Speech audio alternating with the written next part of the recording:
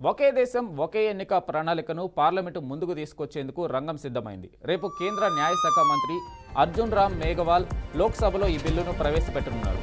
తరచూ ఎన్నికల నిర్వహణ వల్ల వ్యయ ప్రయాసాలతో పాటు సమయం వృధా అవుతుందని బిల్లు లక్ష్యాలు కారణాల్లో ప్రభుత్వం వివరించింది. జమిలీ ఎన్నికల వల్ల ప్రజాధనం సమయం ఆదా అవుతుందని పేర్కొంది. పదే పదే ఎన్నికల ప్రవర్తన నిబంధనలను అమలు చేయాల్సిన అవసరం ఉండదు కనుక అభివృద్ధి పనులు నిరాటకంగా జరుగుతాయంది.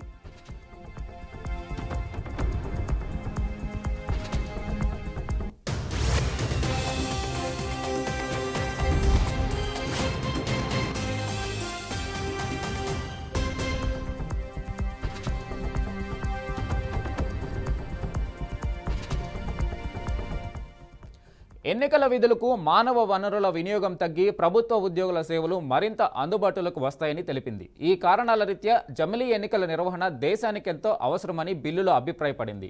లోక్సభ, అసెంబ్లీ ఎన్నికలతో పాటే స్థానిక సంస్థల ఎన్నికలను నిర్వహించాలని మాజీ రాష్ట్రపతి రామ్నాథ్ కోవింద్ ఆధ్వర్యంలోని కమిటీ ప్రభుత్వానికి సిఫార్సు చేసింది. స్థానిక సంస్థల ఎన్నికల విషయాన్ని ప్రస్తుతానికి పక్కన పెట్టిన కేంద్ర మండలి లోక్సభ, అసెంబ్లీ ఎన్నికల కోసం రూపొందించిన 2 బిల్లులకు ఈ నెల 12న ఆమోదం తెలిపింది. ఇక మరోవైపు జమిలీ ఎన్నికలకు 32 రాజకీయ పార్టీలు అంగీకారం తెలియజేశాయి. మరో 13 పార్టీలు వ్యతిరేకించాయి. జమిలీ ఎన్నికల బిల్లును ప్రస్తుత పార్లమెంట్ శీతాకాల సమావేశాల్లోనే ప్రవేశపెట్టి ఆమోదింపజేసుకోవాలని మోడీ ప్రభుత్వం భావిస్తున్నట్లుగా జోరుగా ప్రచారం జరుగుతుంది. 2027లో దేశవ్యాప్తంగా అన్ని రాష్ట్రాల అసెంబ్లీతో పాటు లోక్సభకు ఒకేసారి ఎన్నికలు నిర్వహించాలని మోడీ సర్కార్ నిర్ణయించినట్లు సమాచారం.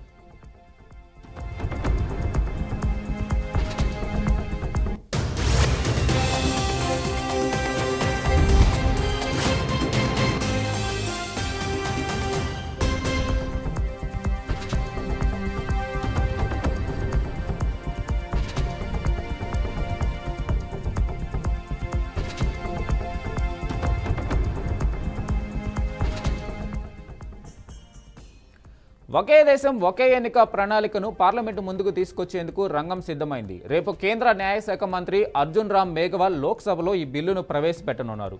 తరచూ ఎన్నికల నిర్వహణ వల్ల వ్యయ ప్రయాసాలతో పాటు సమయం వృధా అవుతుందని బిల్లు లక్ష్యాలు కారణాల్లో ప్రభుత్వం వివరించింది.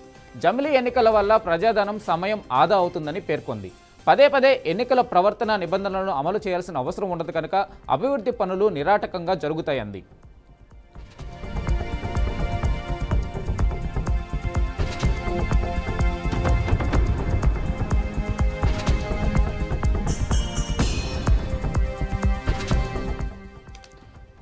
ఎన్నికల విధులకు మానవ వనరుల వినియోగం తగ్గి ప్రభుత్వ ఉద్యోగుల సేవలు మరింతగా అందుబాటులోకి వస్తాయని తెలిపింది. ఈ కారణాల రీత్యా జమిలీ ఎన్నికల నిర్వహణ దేశానికెంతో అవసరమని బిల్లులో అభిప్రాయపడింది.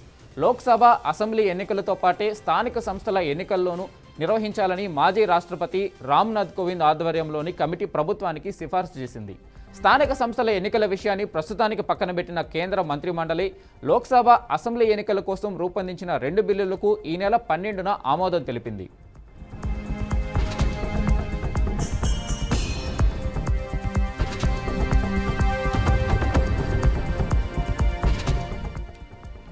మరోవైపు జమిలీ ఎన్నికలకు 32 రాజకీయ పార్టీలు అంగీకారం తెలియజేశాయి. మరో 13 పార్టీలు వ్యతిరేకించాయి. జమిలీ ఎన్నికల బిల్లును ప్రస్తుత పార్లమెంట్ శీతాకాల సమావేశాల్లోనే ప్రవేశపెట్టి ఆమోదింపు చేసుకోవాలని మోడీ ప్రభుత్వం భావిస్తున్నట్టుగా జోరుగా ప్రచారం జరుగుతుంది.